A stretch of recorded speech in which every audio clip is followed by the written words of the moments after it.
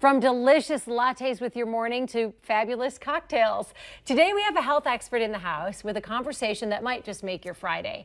MU professor and dietitian Susan Mills-Gray is here to talk about why alcohol in moderation is good for your health. There we go. I'm glad you accentuated that. And that's one thing we preach in everything. Moderate food intake, moderate, everything. And so it comes to play also in alcohol. One of the things that you stress right out of the gate is if you're not drinking and you're not a drinker, don't start. Don't start just because of this segment. Right. There are other reasons you might want to start. Don't let us be the reason. And the reason being is that what we're going to talk about today, we know it's not, we're trying to figure out what the component is and the various forms of alcohol that we get this heart protective mechanism that we see.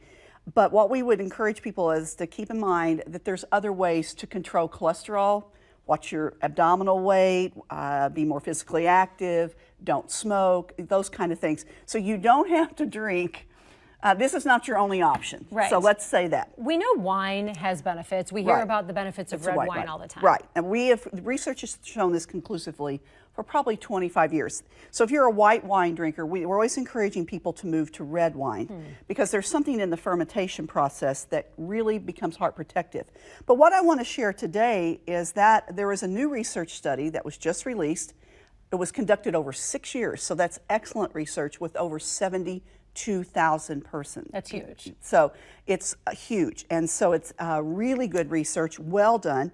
And it shows those persons who take in moderate amounts of any form of alcohol, wine, beer, or what we call hard liquor, or they call them distilled spirits. Whiskey, vodka, and distilled spirits on Friday the 13th. Right. Have better ability to protect their healthy cholesterol.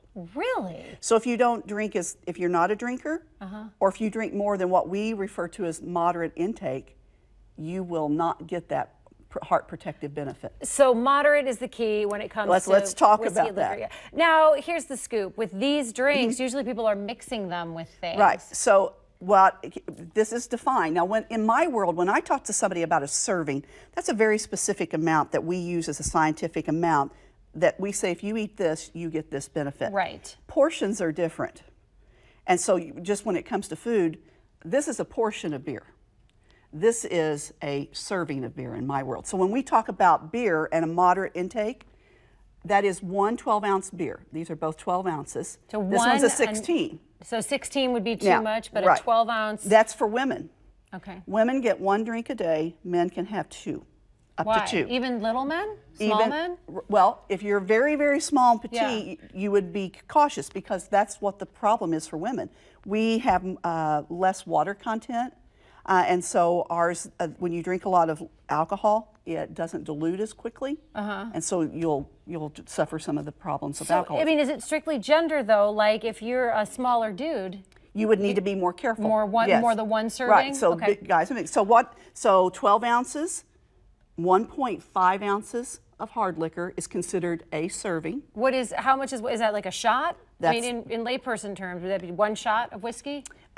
Probably yes, but not quite all the way to the top. Oh, so not one of those shots where you give yourself a topper. Correct. Like a shot where it doesn't go all the way to the brim. So we're talking, this is 1.5 ounces in a cup. Okay. And then 5 ounces of wine. And again, for women, moderate intake is one half or 1 serving per day. Men up to 2.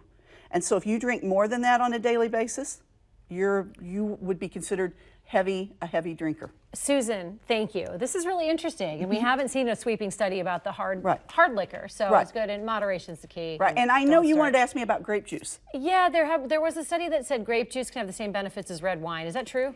The grape, it depends on how it's pressed, but my advice is if you're trying to get the same heart protective property is to eat seeded grapes.